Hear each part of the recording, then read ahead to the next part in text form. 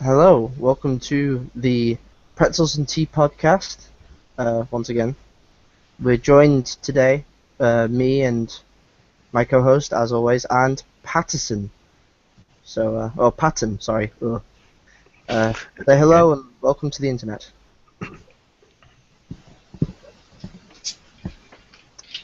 So yes, today we're going to be talking about recent things that have been happening and going on. I guess we shall start. We'll start with Ben Kuchera. I think that's a decent place to start off. That must be very far back. What was it, Ben Kuchera? It wasn't that far back. I think it was middle of last week.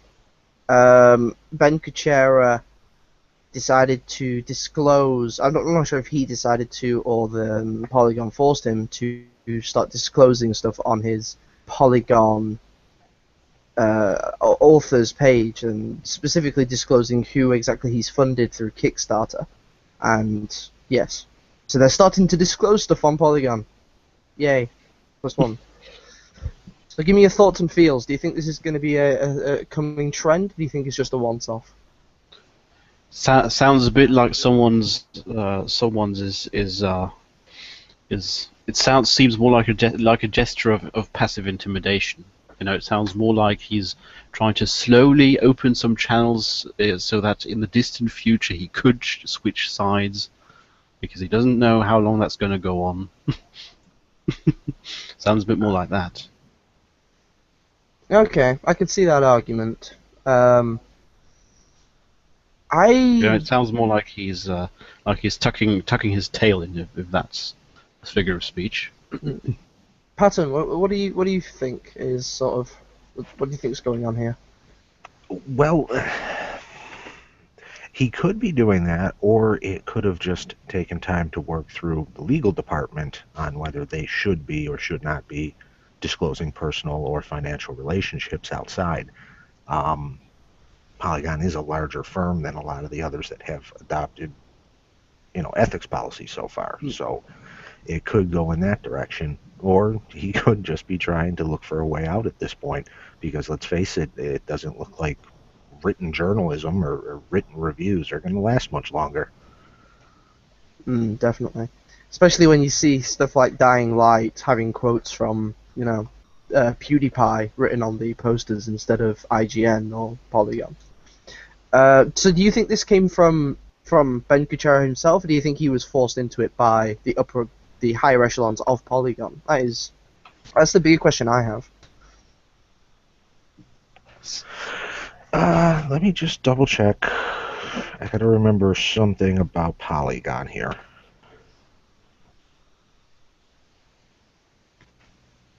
It sounds to me a bit more like it's something he's doing for himself. Okay. Just from what I've seen of Ben, he seems fairly heavily into the old anti-Gamergate side. Now the question is he doing that to pander, or does he actually believe that? And is this just him pandering to us, or does he actually believe that he should disclose ethics? I mean, if he's just trying to pander, it has something to do with Polygon, but that one particular thing, I'd say, sounds a bit more like he's doing something for himself. He's opening channels, and okay. so that possibly he can stay and aggro right now, but open these channels and try to improve himself regardless, so that later on he can say, okay, I was bad back then, but I've changed. Do you think he's just trying to sort of make sure he still has an exit strategy? Yes. Okay. I can see that. Okay, this is what I was looking for. I just want to link it to you guys in the sidebar there. Aha. TechCrunch. Now, just for those listening, this is a TechCrunch article. Why Acell is leading a 40 million round in Vox Media, a digital content company. So you can go ahead and Google that and read along with us. So yeah, walk me through this, Patton. So what's going on is, when you own a corporation like Vox Media and you are doing funding, at this stage. They're at 4-stage funding, so they're in their 4th round of getting backers in. Usually, by the time you hit your 4th round, you're within 6 months of a year to an IPO, which means listing on the stock exchange, initial public offering. So they may be absolutely adopting an ethics policy in order to try and quell any issues they're having with Gamergate and hoping will back off if their financial backers are saying, hey, we want to make some money off of this, and you guys have an IPO scheduled for X amount of days in the future. So this is Everything's more about money. well, yeah, money makes the world go around. They're saying they're trying to due to pressure from investors and from shareholders or from potential shareholders, cleanse themselves a little more so that they're more presentable when becoming a stock exchange company. Correct. If they have ideas about doing an IPO, they're going to want to clean up their public image. So now I've limited sort of business experience. I'm gonna admit that right now. I'm quite crappy when it comes to businesses and how they work. Now, if they are starting to try and gain money through shareholders, that means they're open to the shareholders market, which means anyone can buy shares in Vox Media. Am I correct? If they do an IPO, that's the initial public offering, which means it goes up on New York Stock Exchange. That's one way. The other way is, do you guys remember Huffington Post? Yeah. With Arianna Huffington, Breitbart, they all launched that. They did the same thing, and they had rounds of investment that came in, and people invested in the company, grew the company, until AOL came along and gave a ridiculously large sum to purchase up Huffington Post. So each of those financial backers got their cut, plus the creators of Huffington Post walked away with millions. So either way, when they're at the 4th round, they're either looking to try and sell it off to another major entity or go IPO. There's really only one of two directions you can go. So you see, what I'm hearing is that they're opening themselves up to the stock exchange, which is, as far as I'm aware, a public stock exchange. Like, anyone can go in and buy shares. In the future, they could be, is what I'm saying. I'm just wondering, if they decide to go that route, okay, wouldn't it be interesting if Gamergate managed to do... Well, we've done fundraising before. That would be a bit too expensive. That would be a bit too expensive. Yeah, you're Look, gonna a man can dream. A man can dream, okay? If you win the lotto and have 100 million, we'll start dreaming. I think I have that under the couch somewhere. Who knows, if we get this forces-based guy back to being a bit better, maybe he has the money for that. But otherwise, yeah, I forgot about forces-based. I don't see very big chances for that plan of yours. I just think it would be beautiful if Gamergate managed to own a majority share in Polygon. I think that would be glorious. We'd need experts in all fields to completely restructure the company. You can't do that. But Patton, isn't actually the concept of entering the stock exchange, of making an IPO, isn't that an exit strategy in itself? Well, the exit strategy is more or less selling off to a larger entity, like how Huffington Post sold off to AOL. That's how most people like to do it. That's your big cash out. Whereas an IPO, you're going to be stuck in it. You don't get to absolve your responsibility as an owner and an investor. You're still part of that company. You're just selling off a portion of it on the stock exchange, essentially. What I mean is each stock, the amount of stocks is limited, and you can only sell each stock once before Correct. It's gone. Let me use the three of us for example. Say I'm an outside investor on the stock exchange. Okay, Mm-hmm. You two own this stream, and I want to buy into it. So you guys do your IPO. Well, let's say you create 2 million shares for your company. Okay, and each of you take 1 million. Each of you put 500. No, just just 2 mil for the company. 2 million are 100%, right? 2 million is 100%. Each of you would technically have $1 million. But if you put half up on the market, then the outside investors come in and they can purchase up that half, but you still retain a number of shares. Okay. Okay, that makes a lot of sense. So, Okay. Well, that's enough business talk. Shall we move on to the next topic before we lose everyone who does not know numbers? since we're at Polygon, Oh, yes. no, I thought this kind of excursion during Gamergate was good because finding out little tidbits on how the stocks work is always useful. It's always good But knowledge to have. since we're at Polygon, the thing I mentioned before, what was it? Niche Gamer? Yes, Niche Gamer. Okay. Niche Gamer got from a game developer called XSEED, it was blacklisted by XSEED. They're no longer allowed to cover their games. And that at first sounds a bit weird because they're advertising for their products, and they're one of the few outlets that advertise their products. So why would XSEED do that? And people got together and dug, and it turns out the ones who sent that mail, the ones who blacklisted the Niche Gamer from covering XSEED games, was actually not XSEED games themselves, but a PR company called 1PR. Who just so happens to work in the Bay Area of San Francisco, and just so happens to also work for Polygon. Oh, Jesus. So Polygon are now actually going after other companies as well. That's... Yes. And of course the obvious implication is that that they're not working for they claim to be working, they do supposedly in the name of XSEED, but they're actually just doing a favor for Polygon. Okay, Polygon, get your shit together. What the I don't have any words. So Polygon are actually trying to shut down other companies. This is... All the things other news outlets that. Well, has anybody spoken to XSEED about this? But first of all, 1PR is completely silent on it. They refuse to say anything, which seems to be among PR companies a bit of a no-go, because when you do that kind of thing, you usually make a public statement or an apology or something. But they just stay silent, and XSEED is currently still deciding on what they do next. Because put yourselves in the situation of XSEED now.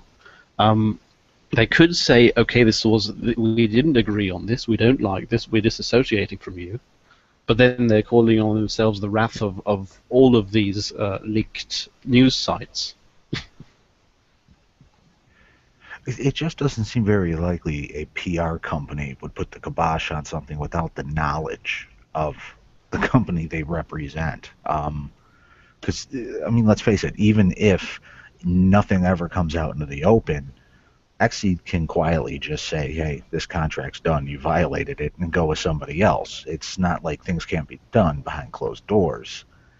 I just don't see a PR company going off and doing that on their own and risking however many hundreds of thousands or millions or whatever amount of dollars they're making from XSEED. I don't know how large of a company they are. It sounds like it's from XSEED. They made the call. Or they designed a certain pattern of don't support sites like this. And who was it? It was Niche Gamer, right? Niche Gamer, yes. Niche Gamer that might have fallen into the example of types of websites that they don't support. Somehow doesn't sound. XSEED didn't somehow take an anti-Gamergate stance in general before, and there is other, even outside of Gamergate, there is no potential MO for XSEED to do this. That's why I'm not so sure. Well, maybe they were influenced, behind closed doors by other people, other parties. There's definitely something going on here that we are unaware of. We're definitely unaware of something. I would be curious as to whether there is another party involved here that we are completely unaware of who was trying to influence them. And I mean, trying to incentivize them to blacklist through, I don't know, money or whatever. I mean, that group might be Polygon, that group might be someone else. The kind of games that niche game covers that XSEED makes. In outlets like Polygon, they were always, if at all mentioned, depicted very badly. They're always presented very badly. So who knows? You might be right. There might be some kind of deal going on in terms of we stop slandering your games if you blacklist this and that outlet. Yeah, basically, we need to keep an eye on this. We need to ask the questions and find out what the hell's going on, because it's definitely shady as all hell. Yeah, a lot of bullshit going on there. We need to keep an eye on that. Right, I think we'll move on to the next topic then, unless either of you have anything more to add. What's your next topic? The next topic is a recent one. It's actually still underway right now, and that's Bro Team Pill versus Angry Joe false DMCA bullshittery. Yes. I'm guessing Bro Team Pill is really just having a laugh at what you can do with all this false DMCA stuff. Do you think it's just trolling? In a way, yes. That's why they're suddenly completely changing their behavior. Okay. Because, for instance, Bro Team has always been very heavily pro Gamergate, and suddenly when it's about making a legal claim, they say we don't tolerate you associating us with Gamergate without our permission, and that kind of stuff. Well, they seem to be claiming that I don't know, the accusations changed that Bro Team is levied against Angry Joe. The accusations seem to have changed repeatedly. At first it was where they didn't want to be associated with Gamergate, but now it's moved to we didn't give you permission to use our trademarked image, the Bro Team Pill image, in the picture that Angry Joe uses as a background for about a minute of the video. So the accusations changed, and they seem to have reached an agreement on Twitter that as long as Angry Joe puts up an annotation saying that the images in the background are not affiliated with Gamergate, through his video, that you need to ask them individually if they're pro Gamergate or not. Then that will be fine, and he'll remove the DMCA.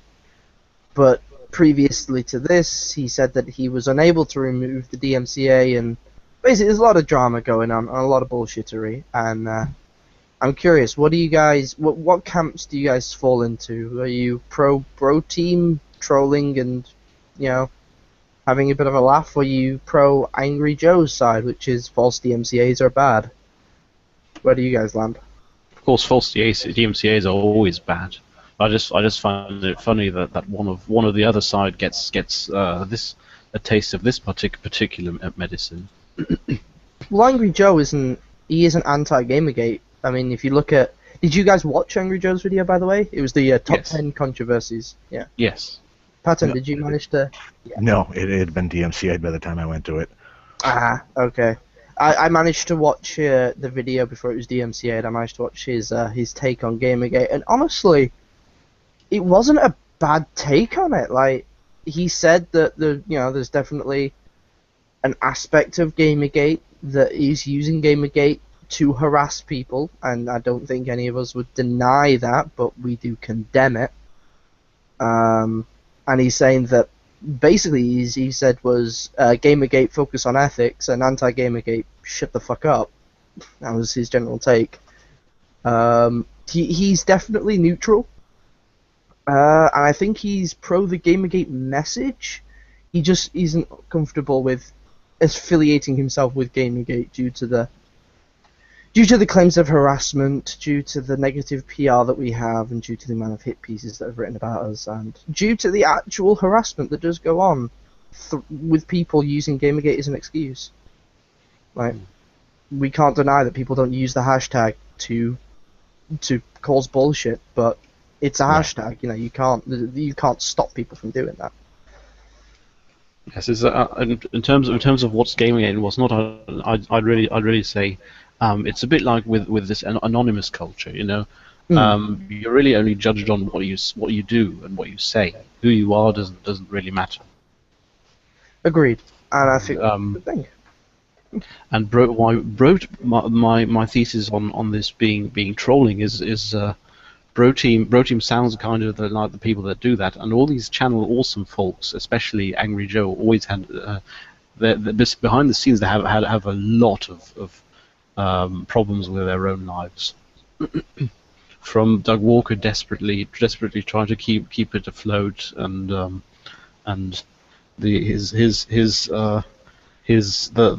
one that sometimes shows up in his show thinks he's racist, but he stays there because he gets paid more, and Angry Joe is somehow heavily depressed, and Bro Team just seems like the kind of people who'd say, okay, we're going to have a bit of a one-time fun here. Yeah, Bro Team are definitely the kind of guys just to troll, just to annoy people. But yeah, I definitely condemn the false DMCA. I'm always against false DMCAs, no matter what the situation is, no matter who's doing the DMCA. And I think that's one thing a lot of Gamergaters need to keep in their mind. Just because Bro Team has been pro GG before, and because Angry Joe was anti GG, does not mean this DMCA is okay. It isn't okay. Yeah, you're right. Well, we can't exactly say we're pro ethics and then support a false DMCA. Yes, you're right. It was just fun to see that happen once. Well, yeah, but I'm not even sure that it was a trolling attempt. I just don't know if I buy that. Well, are you familiar with Bro Team previous to this? A little bit. I can't say that I know a great deal about them. Why? Do they have a history? If you watch any of their videos, they do have a history of deliberately trying to annoy people and deliberately going out of their way to irritate people. So this wouldn't seem out of character for them. It would definitely seem extreme. I've never seen them do a DMCA before. Well, let me ask you this. Did they monetize their channel? I believe so. They may do. Probably. Otherwise, they wouldn't have for them to file a false DMCA then, because if YouTube gets pissed, they're done. I mean, remember, you can lose your account for a false DMCA. So if they got it monetized, I kind of have the funny feeling they don't know the difference between trademark law and copyright law, so they didn't realize their trademark image can't be DMCA'd before they did the DMCA, and then Gamergate sent them straight on what is what, and now that they're, slapped with the idea that trademark does not qualify for DMCA, they're finding a way out. Possibly, yeah. I'm trying to find out. Have they monetized their stuff? Hang on a sec. Just gonna quickly. I for some reason I use ad blocker a lot, so I do have to. Yes, they are monetized. So, okay, that seems to support your theory that they're just right now trying to find a way out. They screwed up. That's what happened. Because it's not the first time it's happened. Let's face it. That false DMCAs do happen because of trademark violations, and people don't realize that DMCA is copyright, not trademark. They just don't know the law that well. Makes sense. Well, let's see what happens. Like I said, this is an ongoing thing. It's not finished yet. We've yet to reach a conclusion, so let's just keep an eye on it, see what happens. But I think all of us here are against the false DMCA, on principle. Oh, definitely. Yeah, okay. Okay, next thing we have is a bit of older news. I'm unsure if I've covered this previously, but hell, let's talk about it again. That's ABC News. ABC News that ran a hit piece quite a while ago now. And the fact that they're now deleting comments on the YouTube video, and I believe was it like the 8th most disliked video on YouTube? Ah, you mean the what it's like to be a Gamergate target? Yes. Basically, Jack Thompson all over again. Oh yeah. The interesting thing is that ABC again similar to Colbert Report suddenly changed their behavior completely when it came to Anita Sarkeesian. Oh yeah. I don't know. Somehow I don't trust it. I find it somehow suspicious that so many programs just suddenly change policies based on who's there, but only in that one particular case. Seems How did more they like there's change some their sort policy? I was unaware that they did. Well, for instance, it's similarly to with Colbert Report, they later on started to censor the comments. Might have even turned them off completely. Well, they definitely haven't turned them off, but they are definitely deleting them. The comments were brimming with peaceful, neutral criticism, and even from very prominent people, Well, including TB. It wasn't neutral criticism. It was a lot of Gamergate people criticizing it, but it wasn't based criticism. It wasn't aggressive. None of it would be what I personally would consider harassment or harmful in any way. A lot of it was just genuine critique and criticism. And like you said, a lot of big names were there. Shoe on Head was there. TB was there. I believe Sargon was there, although I'm unsure. Probably. And yeah, they all got deleted. And there was apart from Sean, there was some other big female name that got deleted too. But yes, that's something unusual for ABC. And I also found it confusing that of all the people they brought Brianna Wu into, I mean John Flint into this. You know that he got several minutes to talk about how his totally not refuted claim of being driven out of his house is terrifying, and how the Gamergaters are behind all that. Well, I mean, we've refuted Brianna Wu's claim, and we've refuted Anita Sarkeesian's claims as well. We've refuted all of them so far. I think the only claims that turned out to be true that we can verify was Anita Sarkeesian and that reporter from Brazil. And we gave Anita Sarkeesian the reporter's name and said, this is the guy who's sending you death threats. You need to report him to the police. And the only other person was that Twitter account Death to Brianna, who honestly that seems like a personal grudge more than anything to do with Gamergate. Some are suspecting it might be Frank Wu. You know, the husband, the ex-husband. Oh, Frank Wu might be Death to Brianna. That's an interesting theory. I hadn't heard. But I still previously. think Death to Brianna is Brianna herself. Well, yeah, like we definitely know that she's making false, fake Twitter accounts and sending herself. And know that there's been something else in between. You remember when she claimed to have been driven out of her house completely, and how she had to spend several days away because she's so scared. People refuted that. It was actually disproven, partially due to the backgrounds that she had when giving interviews while quote unquote in hiding. This in hiding it had the same furniture, the same stuff lying in the background, she was sitting at the same computer on the same desk. And, her idea of in hiding is I'll go into the next room in my house. That's her idea of in hiding. And the other thing is she went into hiding for several days, and she said she went into hiding for several days and then went to a convention and announced what booth she'd be in. That's her idea of in hiding. At this point, we haven't seen a single bit of honesty from anybody on the other side. I can't think of one single person on the other side that's just been in honest disagreement with us. The only person I've seen in honest disagreement has been Extra Credits. But I don't think. I think that's just because they're not well informed. I don't think that's because they genuinely feel that we are a harassment movement and are trying to use it to gain notoriety in the aggro sort of spheres. I think they're just misinformed. I mean, they went on a Twitter tirade against TB recently. He's responded to them, and as far as I'm aware, they've yet to retort. They're the only people I can think of when I think of people who just seem to genuinely think that GG is pro harassment and pro misogyny when it comes to the big names anyway.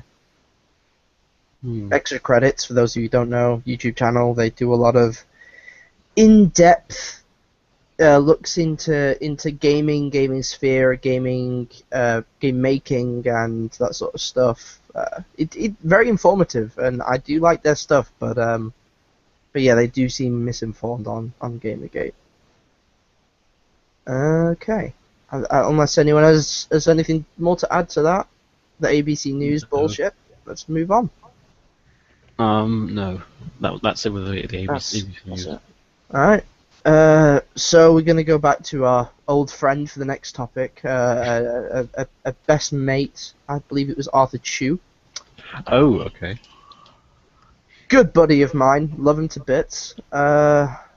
He decided to start a hashtag Zero Biscuit. Yeah. Hashtag Zero Zero Biscuit, Biscuit. and then Gamergate just hijacked it as a charity based on biscuits. Yeah, it was a charity to send food to I think it was to Africa or something, to like starving children. It's like, they have zero biscuits, we must give them more biscuits. It's like, fun. I don't know who comes up with this shit, but Gamergate, when you see hashtags like this and you come up with some charity to support, keep it up because it's fucking hilarious. The whole unsub TB and turn it into not pro-tuberculosis, but pro-tuberculosis research and treatment and stuff. That was 10 out of 10. I love it. But yeah, that was the latest attack on Total Biscuit, quote-unquote attack, and it was by Arthur Chu, and it petered out into nothing fairly fast. What do you guys think? Do you think there's ever going to be a hashtag that like Zero Biscuit, like Stop Gamergate, like all these other ones? Do you think any of them are going to catch traction? As long as they make these ambiguous hashtags, they're always going to get because they make ambiguous ones because those have a higher probability to gain traction. And as long as they make those, they're always going to get hijacked. Okay. So you don't think any of these are ever going to get any traction? No. Their traction stops after the publicists go, and that's after a few days. What about you, Patton? What do you think? Absolutely not. At this point, I don't understand why they don't just give up. We've seen, 7 months of hashtags by them now, and every last one's turned into weaponized charity or tentacle porn. It's where are you gonna go? It's like, why do you keep doing it when you open up and you see, oh, look what my hashtag became. This is awesome. It's just at a certain point you got to give up. You have to learn your lesson and move the fuck on. Well, it's like one of my favorite villains in any video game once said. The definition of insanity is doing the same thing over and over again and expecting a different result. I messed up that quote, but whatever. Sue me. I don't think they're ever going to stop, and I'm going to laugh at each and every one that they do. It's going to be great. It's like a constant comedy show. Okay. With that out of the way, I guess we can move on to Ubisoft. And the fact that I believe it was someone high up in Ubisoft, I can't remember exactly what their job was, had a relations with a journalist from PC Gamer. Big lot of bullshit happening there. Game? You mean the PC Gamer incident regarding? Yes. That's a bit further back. That is further back as well. again. The fact that that happened, that was proved, and it turns out there's speculation now as to whether the PC Gamer writer in question, whose name I cannot remember for the life of me, this is going to irritate me, but there's speculation that he just isn't a PC Gamer, that he's not big into PC gaming whatsoever, yet he writes for PC Gamer, the magazine, and the website. Specifically coming from a video he posted. This is very tenuous proof that he's not a PC Gamer. Video he posted where he just recently moved house. And majority of PC gamers were saying if they were to ever move house, one of the first things they would set up would be their rig, would be their gaming rig. Would be to get everything up and running and make sure everything's working.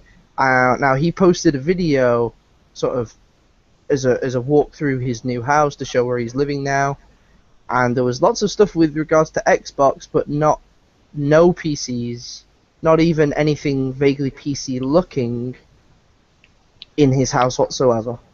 Obviously, it's very tenuous proof. Like it doesn't show an awful lot, but it definitely brings him into question. Yes, this and the connections to Ubisoft he had, those were yes. Those were dug up. That's part of a bit of a bigger context. That's because PC Gamer suddenly came a bit late with their article. It seemed a bit like the death of the gamer articles. It was should we abandon the concept of the PC master race? It was all regards to that. And then people were pretty upset about that, and then people got into digging, and that's how the Ubisoft connections got found. And then Ubisoft, sorry, not Ubisoft, PC Gamer deleted the articles and rewrote an ethics policy, and as far as I'm aware, are now enforcing it, ? Maybe? I think they are. So, +1 to them. As far as I can tell, people have probably already archived the ethics policies. So if they're found to violate it, they're going to be called out on that. Oh yeah, but I've not heard any of them being called out. So hence, I'm sort of thinking they seem to be doing so. Patton, what do you think of that BS? Well, to be honest with you, just because, let's face it, nobody really researches every writer on every site every time. So they'll be following their ethics policy until the next time they do something stupid and call Gamergate out, or do something that outrages people, and they look into it and they find out they're not following the ethics policy. At this point, really, you have to do something dumb for Gamergate to even look at you. You do. But I mean, it's good that we found that, and I think that if Gamergate stays in sort of the area it's at now, when they see something shady, they look into it and maybe find bullshit, maybe not. I think that's a good sort of way to handle the situation, and I like the way PC Gamer handled it. They deleted the articles and rewrote their ethics policy. I mean, does anyone here ever have any issues with how they dealt it? Not with PC Gamer. I mean, our initial investigation was revenge of a way. They said something people in Gamergate didn't like, so that's why they dug in. It was just, that one unsettled me a little bit. Oh, you don't like the fact that we looked into them because they wrote stuff we disagree with? That's the only... I mean, it's not like it called out Gamergate and said they're evil. It just was, drop the PC Master Race. Somebody didn't like it, and they were looked into because of it. It's just... it's creating outrage over something that it's not even involved with Gamergate in any way. I appreciate that PC Gamer did the ethics after they got busted, but, I don't understand why they were looked into in the first place. Well, I think they were looked into mostly because the Ubisoft articles, they were all very positive, even against games that a majority of other people did not like, such as Unity, that buggy pile of crap. I think that was a large part of it, as well as the whole drop the Master Race thing that was happening on there as well. I think it was a mixture of both. Oh, okay. But yeah, I mean, I think looking into websites, I'm pro it no matter what the reasoning behind it is. I'm definitely against condemning websites for no reason, but looking into them and just generally investigating, I'm okay with that. I mean, what are your feels? What are your emotions? Just generally looking into No websites feels with really. no No proof. feels really. Overall, I'd say it's someone who was trying to dip their foot in the water, and it got too cold, so they got back out. That's essentially what happened. Okay. Alright, well, shall we move on then, if PC Game is all wrapped up? Yes. Man, we're firing through these topics. Okay. Next one we have is Wikipedia. Has recently gone with an SJW culling, which is something I did not see coming. Did we cover in the podcast here? We Did we covered cover Wikipedia already? we covered Wikipedia having going full SJW and posting a bunch of bullshit about Gamergate, but now they're retracting all of that. The Gamergate Wikipedia page cannot be edited, and they're now bringing in new editors and kicking out old ones due to bias being written in their articles. It seems that Wikipedia are finally getting their shit together. Which yes. Huh. It's a pity that it had to happen after the stuff about the Gamergate article, but the what essentially happened is first what's his name, Mr. Wikipedia. I can't remember his name. Don't ask me about names. Johnny. Oh, Jimmy Wales. Jimmy, yes, Jimmy Wales went full anti, and went full SJW in terms of his editors, and throughout the internet there were increasing worries that Wikipedia has become a partisan site, and that you can't really look up anything anymore because a bunch of political radicals have hijacked the stuff you can read on it. So probably that's why the ARPCOM got rolling, and people in violation of the terms of service are getting culled, including our long-standing friend Ryu Long, who got extremely salty after first getting topic banned, and then he got so salty that he got completely banned. Yes, there was definitely some salt going on there. He got fairly angry. But we could be seeing quite the reformation coming from Wikipedia. So, do you think this will be enough to reinstate trust with its viewership, with its user base, or does it need Not so to do fast, more? but yes. Well, In the I'm talking about in if the this long run, continues. yes. If this continues the way they're going, the whole getting rid of biased people and trying to reinstate sort of neutral editors. Do you think that will be enough, or do you think Probably. they're going to have to, give out a public apology of some sort? And at some point later on, they're going to have to. But for now, it's probably going to be enough to de-escalate the situation for Wikipedia. Okay. Because our Patton, you're our finance expert from now on.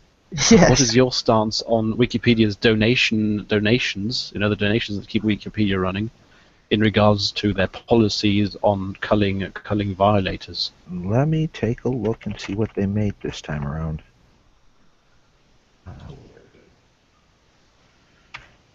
Sure. Well, while he is doing his investigations into I think Wikipedia, I found it. There was something on Wikipedia that I can talk about without in-depth knowledge on the finances, and that's we do have to worry about someone who is called Hypocrite. I think he's called Hypocrite, who seems who from their exchanges on Wikipedia, while Ryu Long was getting banned, he seems to be acting as a proxy for Ryu Long. So watch out for all edits made. For anyone who hears it, watch out for all edits made by Hypocrite. Alright, you heard it here first, folks. Watch out for that name. If you're on Wikipedia, I don't use Wikipedia, so I don't need to worry, but keep an eye out for that, and if you see that, red flags, red flags. Keep your sensibilities about you. Alright, do we have numbers yet, Patton, or are you still having a look into it? I'm coming up with some number. I mean, Alright. this was the one I was looking for. Their 2013 budget was, let's see, no, excuse me, their 2012 budget was just under 30 million in donations. Jesus Christ. 2013 was a little under 45. And what are they talking here? Some of their top people gave themselves 12% pay raises. Let's see, their operations were, well, she made 2.1 million. This one made 1.259. Just for people listening, you're going through the people involved with Wikipedia, am I correct? Like the editors and whatnot, and well, it's just like executive director, deputy director. Okay. You know, these are the assholes at the top. Alright. So yeah, basically they made a boatload of money. Yeah, and I think that's what hurt them more than any controversy about editing. Everybody knows that they're just jacked full of money. They're sitting on hordes of it. I think they said the person who dug into them, I think, said they had 60 million in assets in the bank. They can run for something like the next 10 years without a single penny being donated to them. They're not going to lose money. The argument, you know, with the whole Gamergate controversy all tends to go back to the argument that's been dating since like 2011, 2012, when Project Feminism got involved with Wikipedia, and you've just seen a mass exodus of editors because they just don't want to deal with the horse shit anymore. Long term, I don't think Wikipedia is going to survive. I think it's got another few years, and then people are generally going to forget about it because the editors themselves are not going to want to do the damn job anymore. Oh, so you think Wikipedia is on the way out? Oh, within a decade, I think Wikipedia will be gone unless they can manage to sell it off to somebody and get it as a paid service. But there was a thing I thought you just said they can run for 10 years without a single penny. Well, they can because, I mean, technically, people do the work for them. When you're a Wikipedia editor, you're doing it for free. The problem is a lot of people aren't volunteering that time anymore. I just got to find the numbers here. So you think they're going to start having to pay their editors, and that's going to shorten their lifespan? Is that sort of what you're saying here? If they don't start paying their editors, I don't know where they're going to get editors, to be honest with you. Here it is. This one was from The Atlantic. Let me just double check here.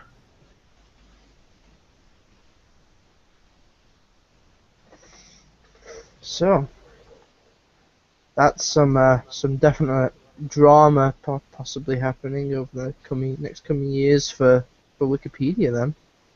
It's a pity, actually. I was really hoping Wikipedia would be the big constant during the age of the internet. There you guys go. It shows how they're just losing people left and right. Their editors have been dropping since 2006. They don't have any administrators for pages anymore. It's bad. Yeah, they're hemorrhaging people. Wow. Okay. Damn. That's pretty serious. Yeah, I can see now why you're saying that they might be on the way out.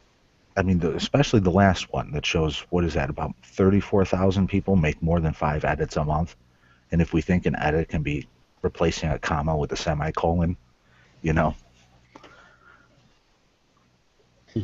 Well, we don't know exactly now. Like you said, look, it could be replacing a comma with a semicolon. An edit could also be, a whole new paragraph. Unless we know exactly what edits have been made. But the fact only 33-ish and a half, thousand people are doing the entirety of more than 5 edits of Wikipedia in a given month.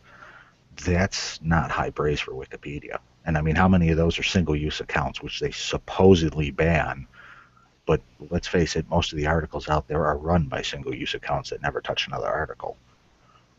So actually, through this outcome, they killed themselves, didn't they? Well, Because if you're right, the only way for them to survive would be to become a partisan site and have SJWs edit all the articles all the time. the thing with this ArbCom, everybody's kind of got to remember, this ArbCom kind of came in 3 phases. If we look at it from the beginning, they hit both sides equally, both pro and anti-Gamergate. The couple neutrals who were involved got nailed because a couple of them had prior instances of edit warring and things. So they were cleaning the slate. They were just saying, the hell with it, we're cleaning the slate on the Gamergate article, we'll start with brand new people. But most of those people seem to only be getting topic bans and such, and then some of them went to their talk pages and, were general assholes to the administration of Wikipedia, which led to a couple votes to be changed, which this is where I kind of think things are a little funny. The votes were not locked in when they were throwing people off the article or throwing people off Wikipedia. 2 people tried to change their vote from throwing Ryu Long and I can't think of who else it was off of Wikipedia, and whatever the commission is above ArbCom that actually carries that out ignored ArbCom changing votes. I mean, they locked them in like from a previous day, even though those votes had been changed, and they threw them out anyway. They basically just said, we're washing our hands of this. We don't give a shit what ArbCom says, because they had changed their opinion on the matter. So you think Interesting. they seem to be quite desperate to get people out then? I think they just need to clean their act up. They know this is a problem. It's been an ongoing problem. If you talk to people that are Wikipedia editors, they'll tell you for years there are a handful of people who are part of a little clique who do nothing but go around and edit war and take claim over entire articles and say nobody else can touch them. Ryu Long was one of them. So you might be seeing not just a cleanup of the Gamergate shit, just a cleanup in general of Wikipedia. Probably, because I think this is the first time it's really been exposed beyond Wikipedia editors. Unless you were involved in that community, which of us knew about this, 4 years ago? True. Seems like you are either in the clique or not. Right. Well, now we've gone through that. I think in Wikipedia we've pretty much covered everything. Unless anyone else has anything more to offer. No, that was it regarding Wikipedia. The next thing we have is The Escapist. The Escapist has recently instated, I believe it was a new lead editor after their old one quit. Are we talking about Archon or are we talking about Jim Sterling? No, not Jim Sterling. Just their new, I think it was their new head editor they recently got. And basically he wrote a piece saying that a lot of the journalism that's right now happening on The Escapist is quite negative, and he wants to implement a new positive atmosphere on The Escapist. Do any of you guys see that? I'm looking. I thought it came up on their What happened to Archon? What happened to Alexander McCree? The one that comes in and cleans out the act. I believe he quit. I don't know much about this. Like, I was looking around and I couldn't really find an awful lot. I was actually hoping you guys had found more, but apparently not. I didn't know that. What? Why? Where can I see that? Why did he go? The Escapist would be starving financially now if it weren't for him. Hang on a sec. I'll see if I can grab it There you for go. you. I just found it. You just check it in the... Yep, it's in the sidebar. Yeah, cool. That's a rubbish decision. Yes, it was the editor-in-chief, not the lead editor. Got the title wrong. But yeah. He new ones come in and said he wants to I know. optimistic. Joshua Vanderwall. Oh, good. That means Archon is not gone. Okay. I'm sorry, did I give you a bit of a heart attack there? Yes. Apologies. Yeah, I couldn't find an awful lot about it, other than that article that's just been linked. And yeah, what do you guys think this means for the escapist? I mean, he says he wants to instate a more optimist attitude on the website, but I'm wondering. The only thing that really comes to mind to me is the Gamers Are Dead incident. You know, where the escapists jumped on board with all that, and really completely enraged their readership, and then Alexander McCree came in and wrote an editorial and got an ethics policy published by Defi Media. So if now and if he wasn't, it seems he wanted a completely different policy, and he completely changed it when he came into the scene. But it seems a bit like someone was doing that on their own, and it might have been Joshua Vanderwall. Might have been. Maybe. That might be what happened in the Escapists. That's why he's going. Okay. Do you have any theories, Patton, on this, or do you just want to sort of wait to see more information comes out?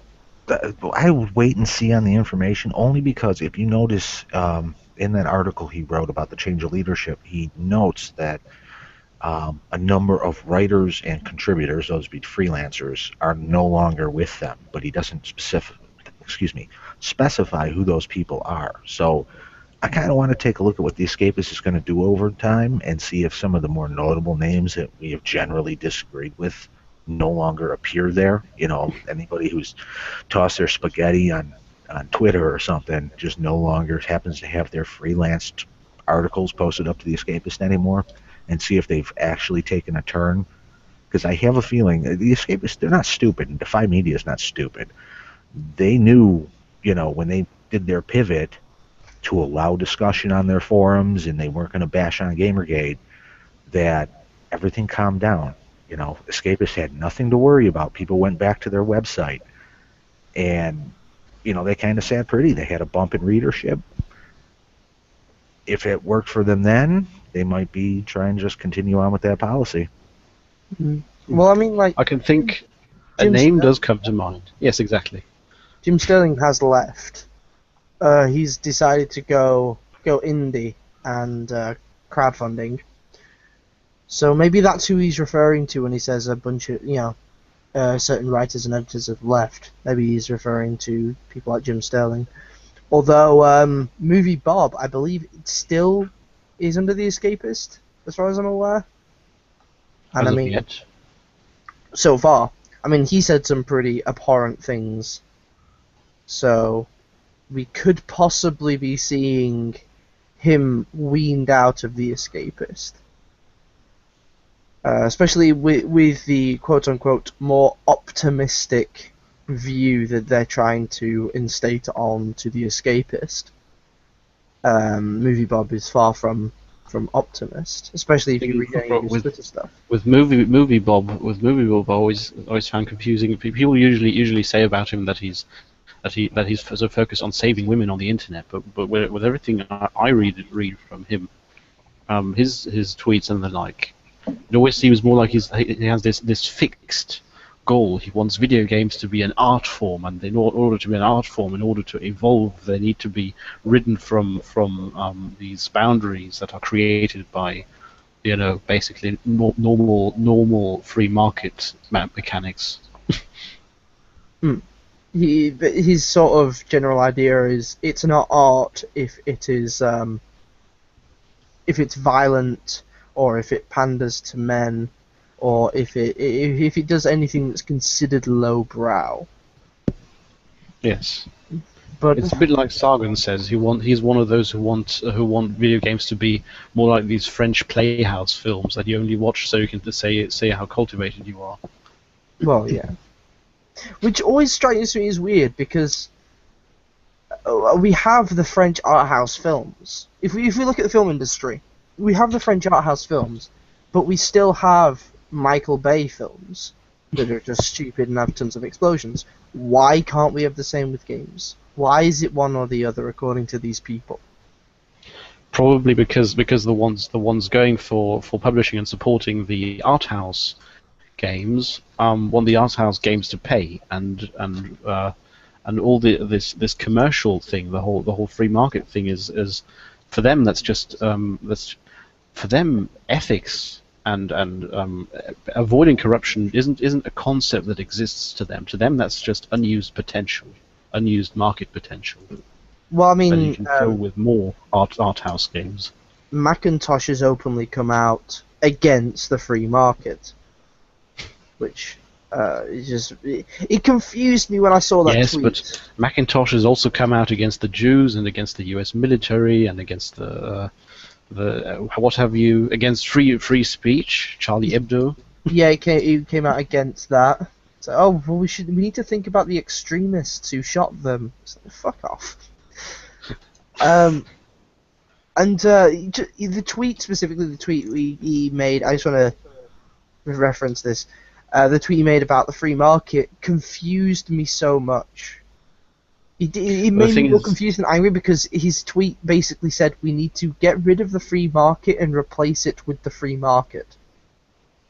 If you go for the free market as a participatory planning process, but what he means is a much more literal planning process that's from ages ago. You know, when communism was still a thing, the way they'd work was they didn't have a free market, and instead the committee would go through a planning process where they make a complete business plan for the entire country, and everyone else just carries out the plan, and that's more of what he prefers.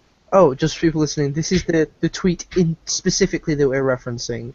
This is a quote from Radical Bytes himself. Markets are a destructive force and need to be abolished, replaced with some kind of democratic, participatory planning process.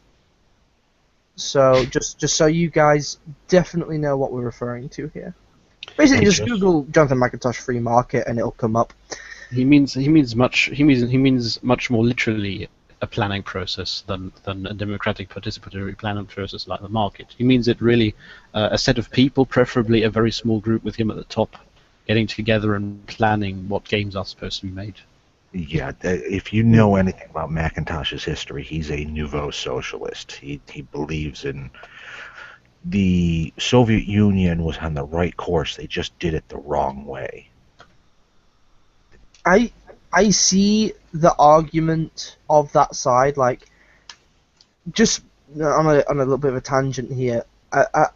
We seem to be talking a lot in the Gamergate sphere about Marxism, communism, and that sort of thing, and I think it's good to have this discussion. Personally, I think communism's a great idea that is never going to work because we have the human error, and that's just a fact of life.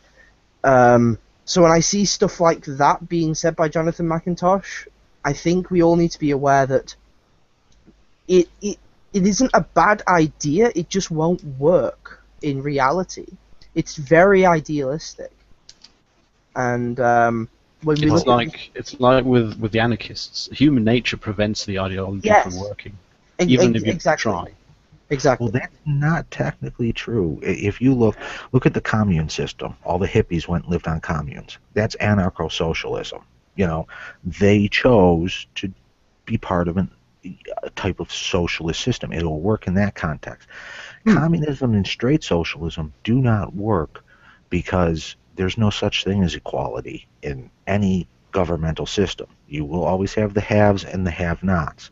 Those who are part of the government will always be the haves in such a system. It's just how it works. When you can make the determinations on where different assets and resources go, you got to be preferential towards yourself. Yeah, yes, and that's where that's where I would say the human error comes in.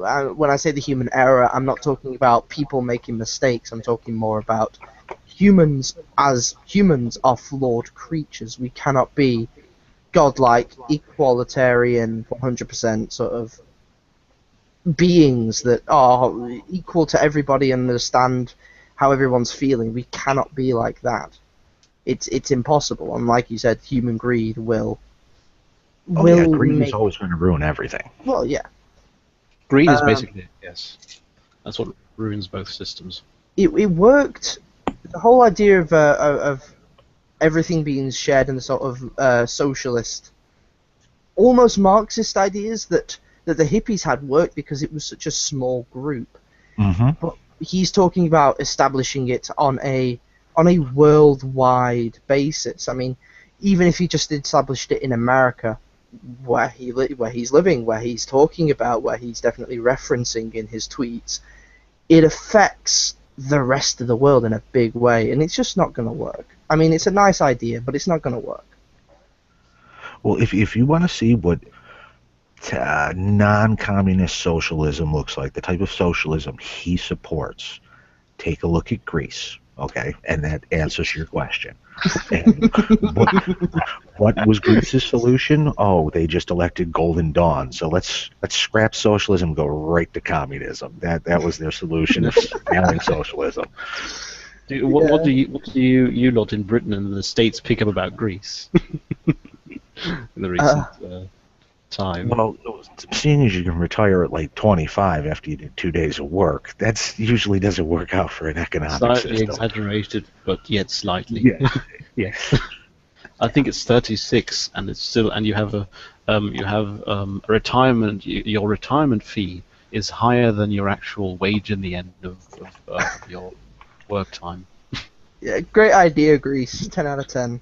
But the thing is, with Greece, is just that and the corruption in the upper levels of society has caused them to be completely catastrophic from a financial standpoint, and the rest of Europe is carrying them as of yet. I on that my stance is I support the Grexodus. I think they should be kicked out. Well, why do you think nobody wants to let the Turks in? It's like repeating your mistake. Well, we've gone on a bit of a tangent, political tangent there. Let's bring it back round. Although that was a fun discussion. Let's talk about Zoe Quinn and Alex Lifshitz. Specifically, let's talk about Crash Override. Oh. What? I heard the name rings a bell, but I don't really. Alright, well, Crash Override. Yes, it's a new website and a Twitter account that is apparently a force that's trying to stop online harassment and support people who have been harassed online. It's being run by Zoe Quinn and Alex Lifshitz right now. And the big question that I definitely have, and I think a lot of people have, is on the Crash Override network, on the website that they have, there's a timer. There's a big timer counting down, and it's counting down to the 1-year anniversary of the Zoe post. Now, narcissism aside, what the hell is that about? What's it counting down to? I don't really remember where I had my links to the Crash Override network. But what I remember from the matter itself was that it was a fund where they pump in money, and writers and people in the game industry that they approve of. And I think it's Lifshitz and Macintosh get that money as a sort of a reward for their allegiance. Yeah. A bit like with a king and his knights. And You've done well, my son. Yeah. And the timer, yes, the timer. I don't know what. Of course, the Aaron Joni, that reminds me of the big one. The big one, Aaron Joni. Aaron Joni. Oh yes, that leads us to forces based. And forces based. I know there was basically a lot of bullshit that happened with regards to forces based. Forces based is a Twitter account. Now I'm not 100% sure what the hell happened. I just remember waking up one day and a bunch of 9/11 memes with Forces-based face on it appeared in my Twitter feed. Okay, well, the thing is this. Forces based, at least he says he is a gamergator. And he has about 10 different Twitter identities. And he runs initially he was just a topic on lolcow and Baphomet. And he was because he has some he is an anarchist leaning libertarian, and he runs. This is the important the bit that got more interesting for Gamergate. He runs a revenge porn website. Yes, I heard about that. I heard about the revenge porn. And initially he's just batshit crazy. That's really why Baphomet and lolcow got all over him. Because he panics when you talk about 9/11, and he believes he is a god from another world who was punished by having to live in this one. Wait, was that a genuine thing that he said? I thought people were making that shit up. That he said. Oh my god! I thought people were making that shit up about him. Never mind. Otherwise, he wouldn't be a lolcow. And is this one of Kenneth Pohl's alternate accounts, or? No, that was with his main account. Oh, okay. Christ, I was gonna say. And that was why he was on lolcow and Baphomet. And for Gamergate, he's interesting because he is involved in Gamergate. You know, he's aware, and he has his strings, and he runs a revenge porn website. And of course, people from Gamergate thought that might be a place where we can find the big one. And the thing is, the big one in this regard would be revenge porn websites are the kind of place where sociopathic female teenagers and young women go to post sex tapes of their ex-boyfriends to further defame them. That's the kinds that have really no remorse and really destroy, upon ending a relationship, completely destroy a man with anything they have. Female sociopaths, Gamergate. Remember anything? Anything from the very early days? Any name ring a bell? Crash Override, Depression Quest. Oh, right? Really? Zoe Quinn. Wait. Oh. It was a dead end, but yes, that was what people were hoping to find. Well, because we're already out there. Why? Because finding revenge porn of Aaron Joni would have given him leverage in the courts, and that would have possibly made the judges revoke his gag order, and that would allow him to give us more juicy things like what he knew about. No, you're not quite getting it. It's not about Zoe Quinn. Before he got his gag order, he knew things and he said things. The early Gamergate times, we wouldn't have found all this stuff about the IGF and Indicate, this massive racketeering scam, without his help. That all came through him. It was only through his knowledge. And Zoe Quinn then got a gag order on him. He probably knows some very Gamergate-related things. And just can't talk about them through legal reasons. Exactly. So getting that gag order of Aaron Joni is really the big one. Well, if anyone can find revenge porn of Zoe Quinn, post it too. Yeah. It has to be specifically with Aaron Joni, otherwise it wouldn't work. Yeah. Well, yeah. Anything on Aaron Joni. Didn't realize it was quite so big. I just remember seeing lots of 9/11 memes. I guess that makes sense if 9/11 makes him nervous. Oh man, that is a concentrated amount of crazy right there. Huh. Right, shall we move on to the next one? Unless anyone has any more theories as to what the hell that timer on Crush Override means. I mean... Patton? I don't have any theories about the timer. I just can't believe a site run by one of the internet's most prolific harassers is actually getting positive coverage. Oh yeah, no, 22 different websites in like BBC News and whatnot ran stories on Crush Override saying how positive it was and how great it was to see Zoe Quinn. It's terrible because they haven't even looked into her past. Well, no, they haven't given Gamergate a proper look into. But I think that's even outside of video games. That's the general problem that we have is the sanctum of personal life. As soon as the personal life is somehow involved, people quickly back off and avoid talking about it. So of course, if you get your personal life involved in your career, you can make shady career practices. Mm. That's basically Zoe Quinn's shtick. Well, that's not necessarily true. I mean, I used to write clickbait. One of the normal tactics was bring in people's personal life to destroy their professional credibility. It's commonplace. It's just they refuse to do it with her because the harassment narrative is so profitable.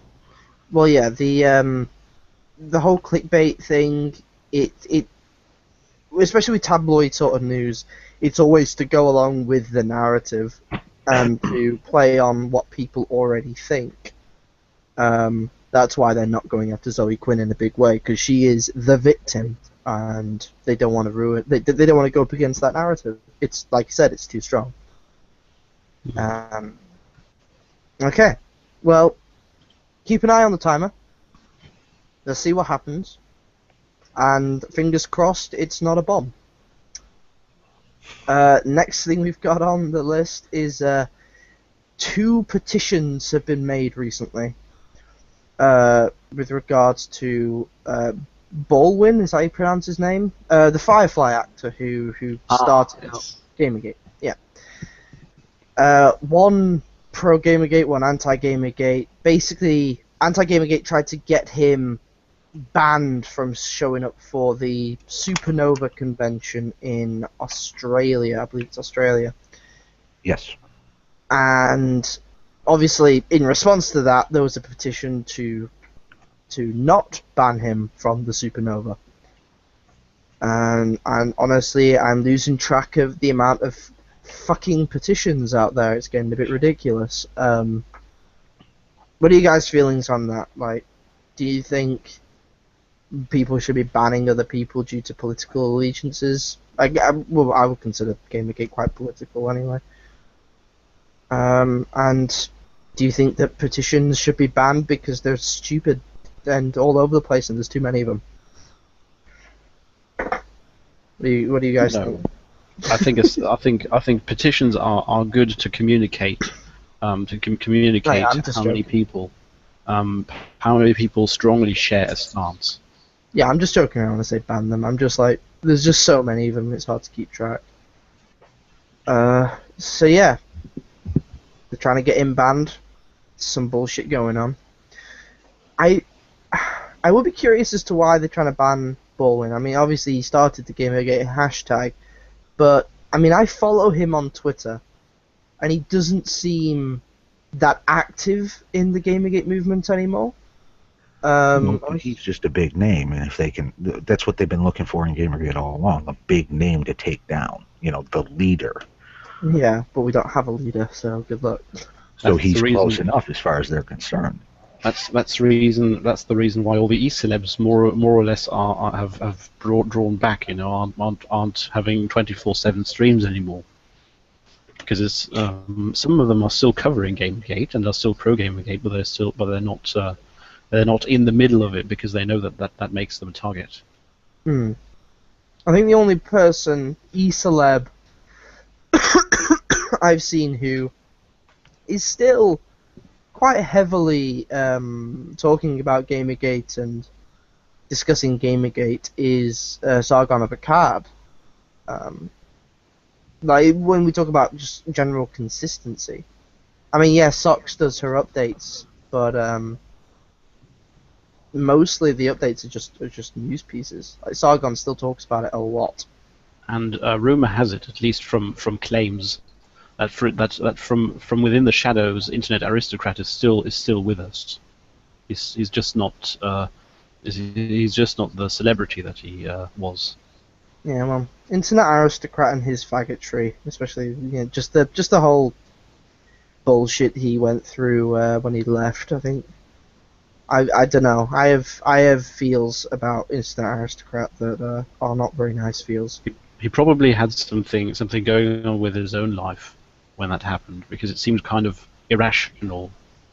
It does. I don't know. Why do you guys say it seems irrational?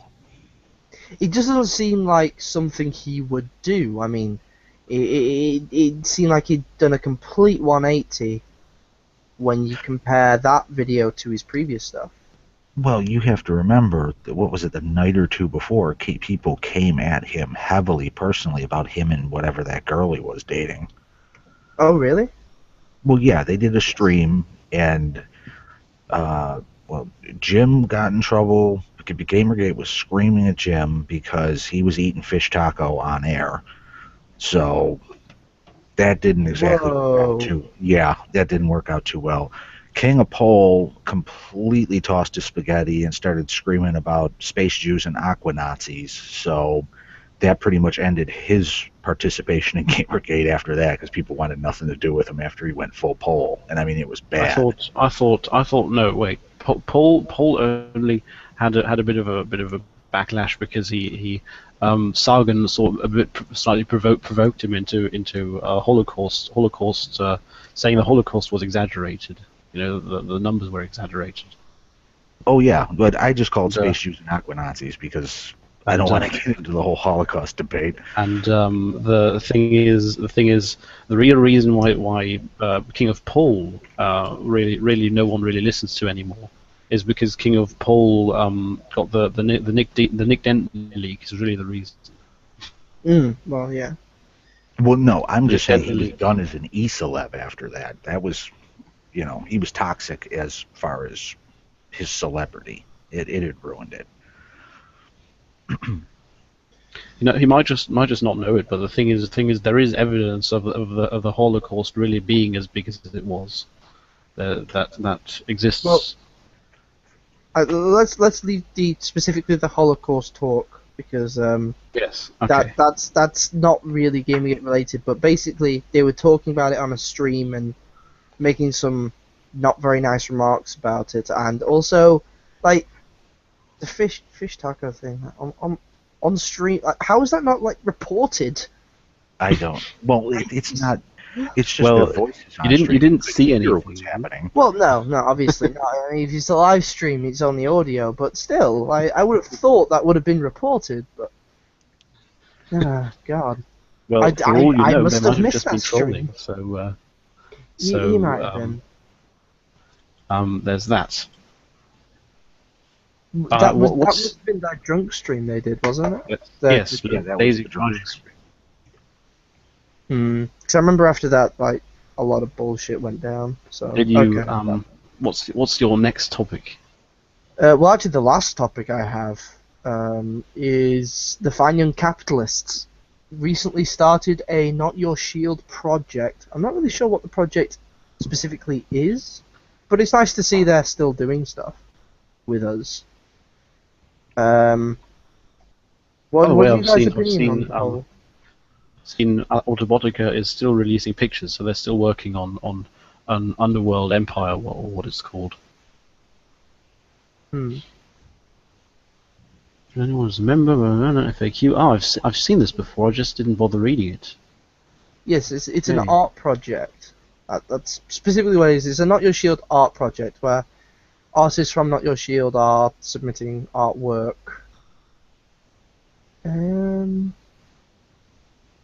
They are now I think they are a registered charity. That's awesome source.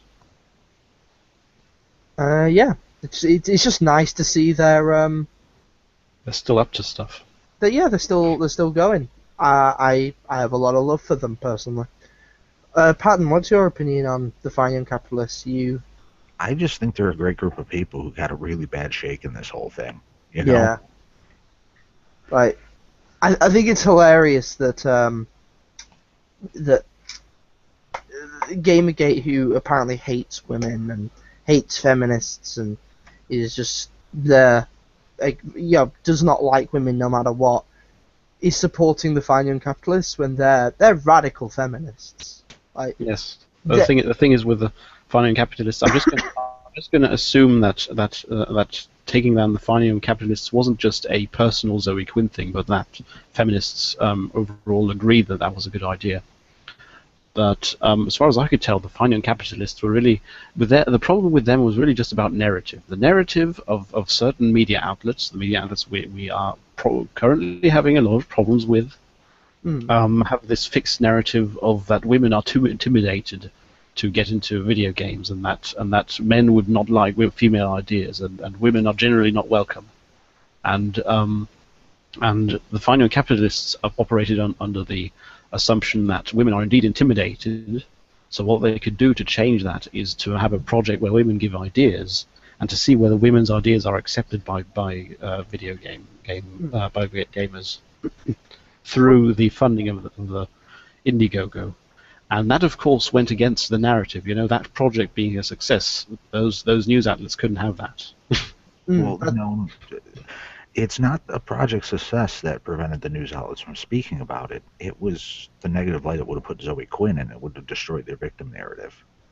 Well, yes. Remember, the whole problem, we got to go all the way back to the Pepsi Game Jam for this. Remember, she sabotaged that to launch her Rebel Game Jam, which people donated to. The money disappeared into her personal PayPal. It's never been seen again. Thank you. That never happened, did it? That just did not happen. By the way, the site of the Rebel Jam is still on. Oh, of course it is, because that money's now in Crash Override, so they can do a tax write-off.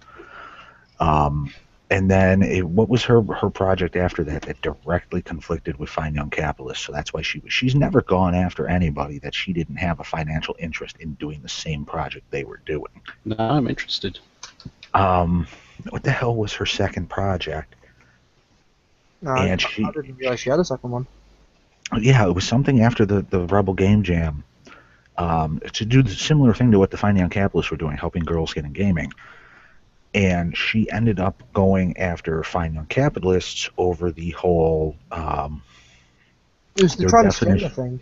Yeah, their definition of trans, which their definition of trans is verbatim Ontario law. They didn't do anything out of the ordinary, which is kind of ballsy for Zoe Quinn to say anything, because Canadian law is much stricter than American law as far as transgender goes. You can't screw around in Canada. I think it's stricter than what you guys have over there. Literally, Zoe's gone after nobody that has not been a financial competitor, at least since the beginning of Gamergate. So if they would have given any positive press to Fine Young Capitalists, they would have had to open up and talk about, Zoe and Maya Kramer doxing them, the hacking on their Indiegogo page that was connected back to Zoe and Maya Kramer.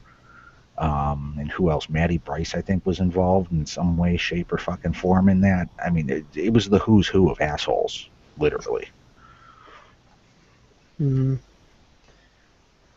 Still, I'm just happy that they're still going, and maybe if they keep it up, this narrative can slowly be deconstructed. I mean, it does seem like they were stomped on because they were living proof that the narrative that women weren't allowed in video game space, they were living proof that was a myth, and like you said, it would have conflicted with the victim narrative. That seems to be.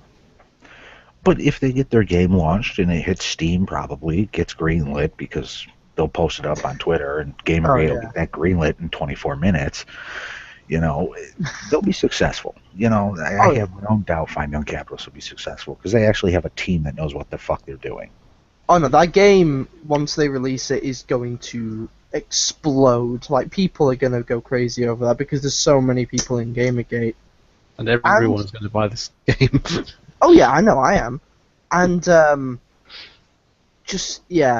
and also just generally feminists who don't know about Gamergate are going to see this and think, oh, it's a game. Oh, it's made by women? Like, by a feminist organization and supports women? Hell yeah, I'm going to jump on it as well, so they're going to buy it too. I'm not so optimistic there. Yeah. Not the third wave feminists. They're crazy. They call Christina Hoff Sommers an anti-feminist. I'm talking about the feminists along the lines of Christina Hoff Sommers. I'm talking about the sane ones, the ones that are actually the equalitarian, or whatever you want. Are there more like her? Yes, there are. There are, but they're probably all of our month of age. Yeah. Either that or they're in Gamergate. Well, yeah. And We shouldn't forget though there are a lot of neutrals out there, and I dare say a lot of them are feminists and sort of see us bashing feminists, but then they see the feminists we're bashing and sort of think, oh well, they deserved it, and not really sure where they stand. I know I've come across people before that have been sort of on that area of the fence, and I dare say they'd buy it as well. So, I mean, they have a large market waiting. So I don't think that game's gonna flop. I think that game's gonna do amazingly well.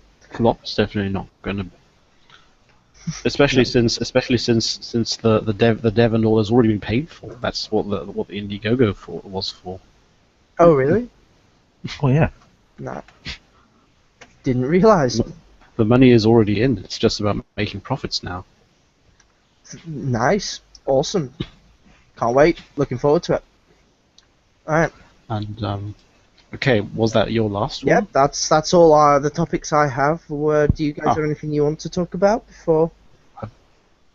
Patton, what do you have? Do you have any topics you want to talk about, or should we leave it there? No, I've got nothing. I'm actually screaming for a smoke right now. Okay. Alright, I saved 3 topics for this. For waiting. I'll be right back. I'm going to take 5. Alright, yeah, you go Okay. and take 5. In the meantime, we'll discuss something that I don't know if you can, but it's not something financy. So, the heads are rolling. The heads are finally rolling. Yeah? Yes. First of all, we'd have this.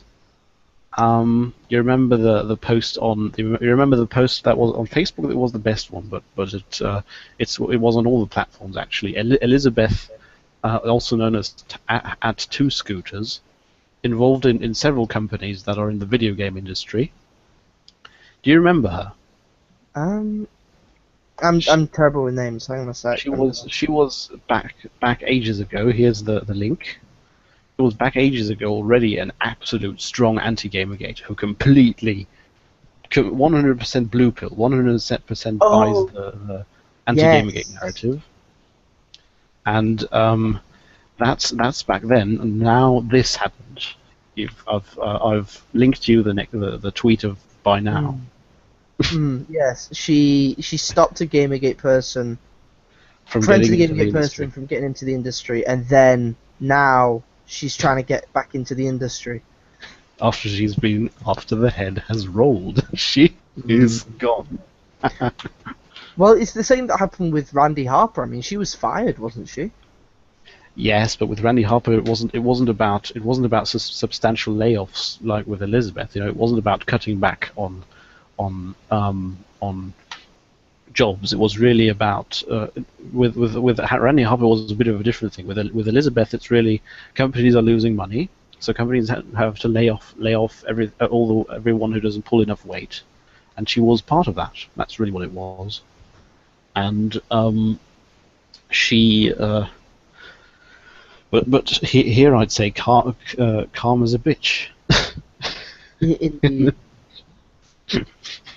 I can't say I pity her for that. Well, no, I don't think many people would. And I'd say it's even karma is even the right word because it's probably a chain of events that works a bit like karma, and that's whatever it is, I'm happy. companies lose money. She is one of the people affected by the companies losing money. So, yes. We managed to hit hard. And the other head that was rolling was Randy Harper. There, you're right. But Randy Harper had problem with her was she wrote the blockbot. Like we speculated, there would be problems for her due to the blockbot, and after it might just be shit posting. But there's been an anonymous post from supposedly her co-worker who said that the problem with why she got laid off was that the blockbot was a disgrace for the company. They couldn't afford having that remain in their company and represent them. And the other reason seemed to be that she wasn't pulling enough weight because she was getting harassed on the internet all day. Getting Harassment Others basically had to. being logic and reasoning.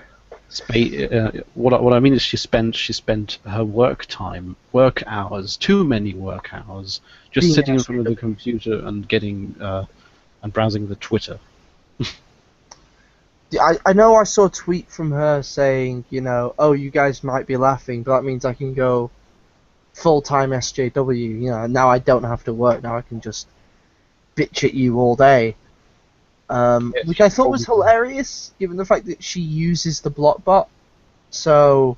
She's probably going to realise sooner or later that that doesn't quite work out. Well, also the fact that she uses blockbot means that she's going to bitch at me, fine, but if she bitches at someone who she uses the blockbot on, then I mean, it's not going to really get anywhere. It's not really going to do much. I mean, they can't respond. Your followers probably use the blockbot as well, so it's not like your followers can see the responses either. It's just not really going to end anywhere. It's not really going to get you much coverage. It's not really going to get you much leverage. It's just you being a very, very silly person. She's probably going to get a few damsel dollars, but it's not going to be enough to finance her current lifestyle. As stated before, a starving person can't afford to regularly neon dye their hair. Agreed. What we need to find out, that's one thing we need to look into, is the biological agents they use in this crazy hair dye, because there's something going on. People seem to be using this thing going crazy. We need to find out what's in this hair dye. I think that's something we need to look into. That's an interesting angle. I always thought it was just more of a correlation or a causality. That people start becoming extreme attention whores, so they need this extra attention from having neon-colored hair. We can't be too sure. We should. I should probably go. I'll dye my hair. I'll dye it. No, don't. And if I start talking a bunch of shit, we know it's the hair. Hair dye is still not. Look, you need to make a certain commitment before you do that, because the hair dye is still not quite that safe. It still has certain agents that can cause cancer. Oh, well, maybe they'll all die out. That could work in our favour. Sorry, I'm being horrible. I should stop now. Gamergate supports cancer. Do you mean is this the way how the universe naturally selects out social justice warriors, giving them cancer? It's Darwinism. Survival of the most based. Then the Facebook post I linked to you, that's based on an actual leak on the Escapists. Oh yes. This is really the last one I have, because this is the silent victory of Gamergate. Some are constantly asking why aren't there big ass loud stuff? Why isn't there big stuff going on still in terms of more and more companies publicly taking off their ads from unpopular news sites? This is the reason why. The victory is still there. It's just not as loud anymore. The fanfare's gone. Right now, I think it's pretty much decided. Like, Gamergate has won. We've lived and we've survived so far. That means we're not going to go away anytime soon. And the victories now aren't going to be that big of a deal. Like said, there's not going to be as much fanfare about them. But we need to keep going. The train needs to keep going. We are definitely affecting these companies in a big way. Yes. I mean, I found it was. I think we need to address the post for those who are listening and haven't read the post. Oh, yes. You've got to read it. That's the difference. Oh, you want me to actually read it? Maybe we could read it while Patton is gone. Sure. I'll read it out loud to everyone. Aha! Oh, Welcome. there you are. check out the Patton. sidebar thing, specifically the Facebook link. We're talking right now about a post on the Escapist. So you can have a look at that. So the summary of it is generally that certain mother companies, or how are they called it? How are they called? Mothership companies. Yeah, the They- umbrella companies, the people that own the smaller ones. They've passed out memos according to which the generally the sites have politicized themselves to the point of toxicity, and that advertising on them gains them too much traction, and publicly retreating gains too much traction as well. So they're trying to silently get rid of the new sites that are currently putting them in a negative light. Negative light being negative to Gamergate, it seems to be aimed that way. Generally, the sites that are known to be not worth supporting, Polygon et al. Mm-hmm. Are going to lose money that we don't publicly see. We don't get emails telling us, okay, we've cancelled our partnership with them. Reason for that is that if they do it silently, they have more legal possibilities to prevent anti-Gamergate from doing stuff like what Vox did with Intel. You remember when Intel first drew their advertising from Gamasutra, and Vox instantly published a big defamation piece on Intel. Yeah. The big companies want to avoid that. A bunch of assholes. Yes, and the big companies want to avoid that, while at the same time drawing back from those companies. Well, I think that's one side to it. I think the other side to it is, the idea of 1990. 1% or, if Gamergate we see on Twitter active or in KIA or HN, 9% is semi-active and 90 we never hear about. And a lot of these sites have been losing viewership for some time, and they've already been losing out to the YouTubers, and they're just not profitable. Having a large staff of writers and a large staff of editors compared to a YouTuber like an Angry Joe or a PewDiePie or a Total Biscuit, you're spending hundreds of thousands of dollars to employ a huge team of people that's not generating the revenue that it used to, because they've pissed off so many. So they're not reading the sites, they're not getting the clicks, the adverse is not sending the link through that the ad's been seen. So the what do I want to call them, can't think of the intermediary advertising companies that sell the space. Well, whatever, it doesn't matter. Yeah. They're not reporting back to the individual ad owners that, hey, we're getting X amount of clicks from this site, so they're pulling out. We have to remember, for every Gamergater you hear, there's 9 more people supporting us that you're not, or 90 more people supporting us you're never going to hear. We are bigger than some of the people you see on HN or on Twitter. Most definitely. If you look at that last Twitter analytics, what did it say?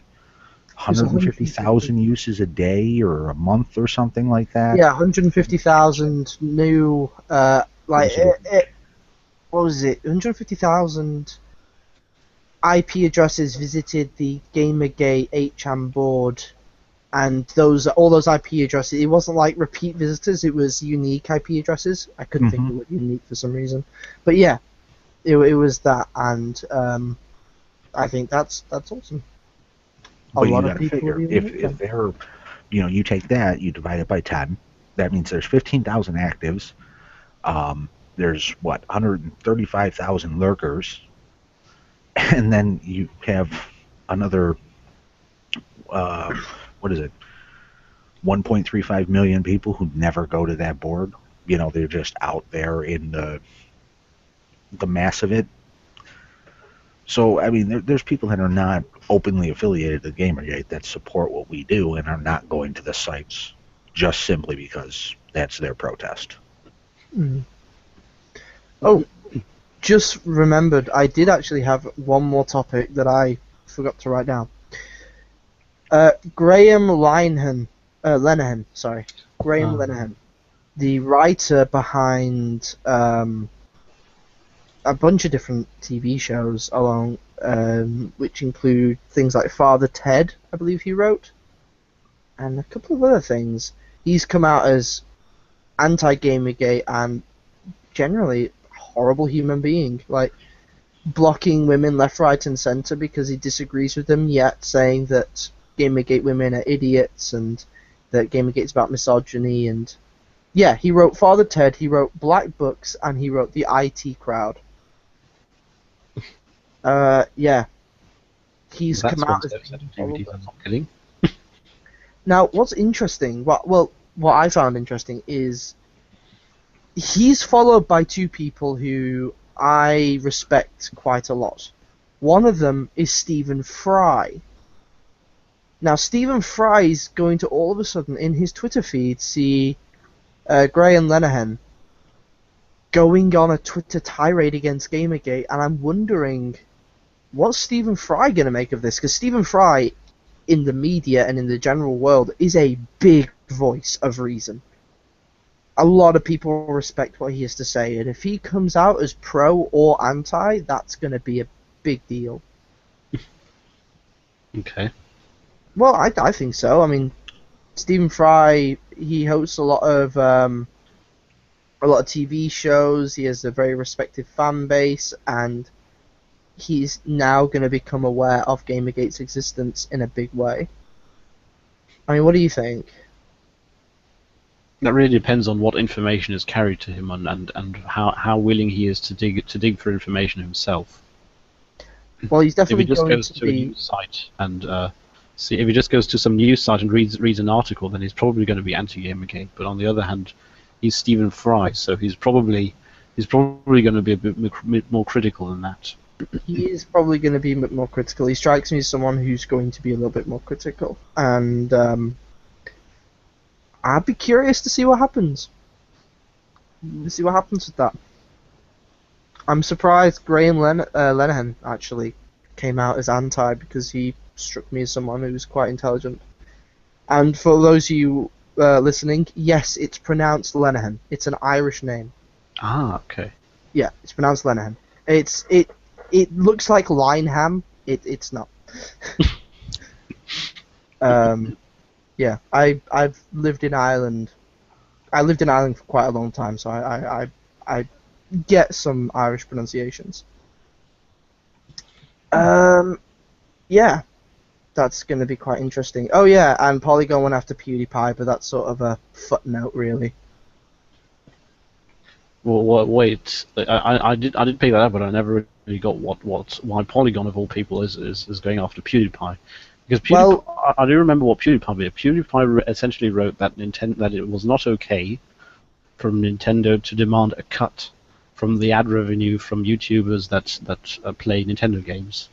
And then Polygon wrote an article, basically a clickbait article, saying PewDiePie attacks Nintendo. Actually, I'll look up the actual headline so I can get it right. Remember not to click the link. Just Google it. I have ad block on, but I'm probably not going to.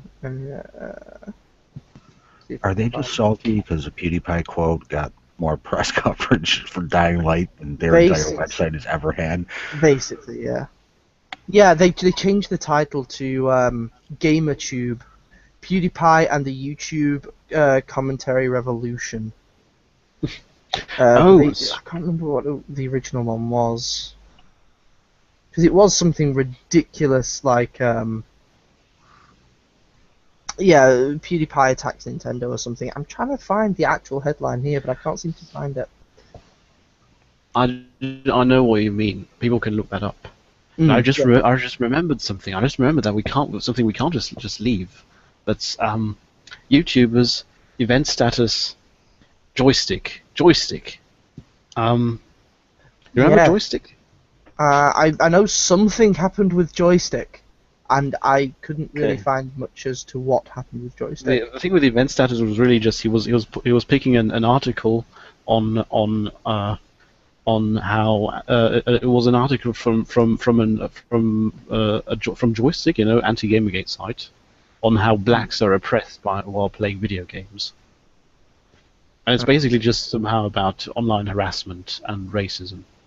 And he really went on a long tirade over this in terms of how it's racist to assume that you know how it is to be black just by talking to a few black people.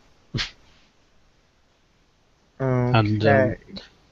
the reason why joystick is recently AOL, the mothership company to Joystick, decided, since it's cutting back on several places in the video game industry, and one of which is Joystick. They're cutting back on, or rather out, Joystick, and the Joystick staff is getting rather nervous. They're not really attacking AOL because it's the company they work for essentially, but they did criticize AOL. That's And they thought it was a bad move. What can Joystick really say? I mean, AOL chose to close massively, and they're a way more important site than Joystick could have ever fucking hoped to be. It's just obvious opportunism, really. Oh yeah.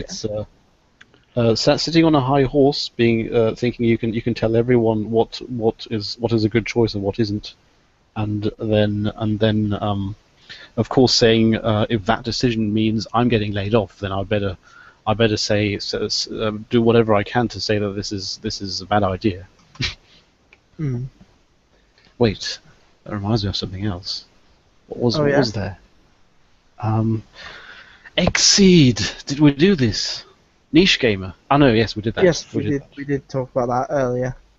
Yes. Okay.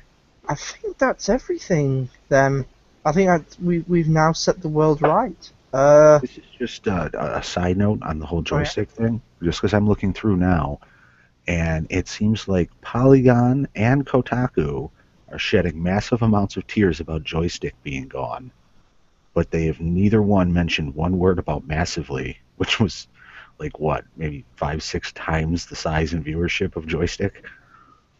I mean, Massively was probably one of the most important MMO sites that's ever existed. Probably not as closely connected to them as Joystick. Joystick has staff friendships with Kotaku and Polygon. Oh, no doubt. I just find it funny that probably, like, I mean, dude, there's only really Massively and MMORPG to cover MMOs. Those are the only two sites. They're huge, and they're crying over Joystick, which is nobody.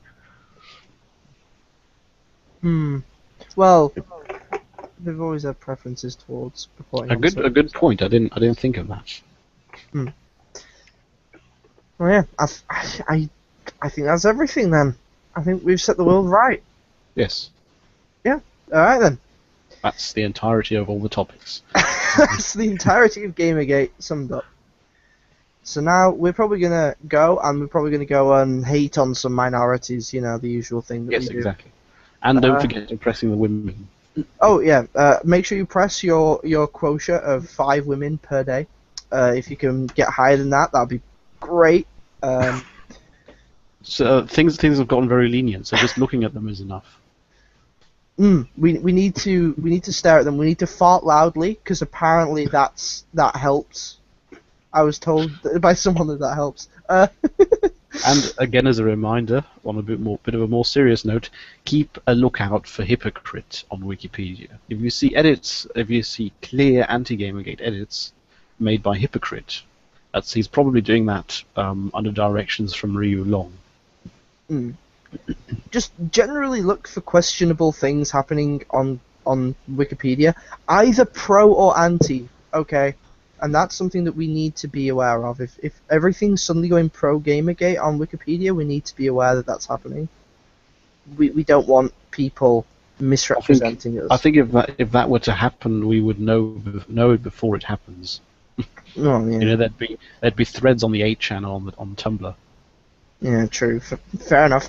But yeah, keep an eye out for bullshit. Keep up the good work, and don't let up.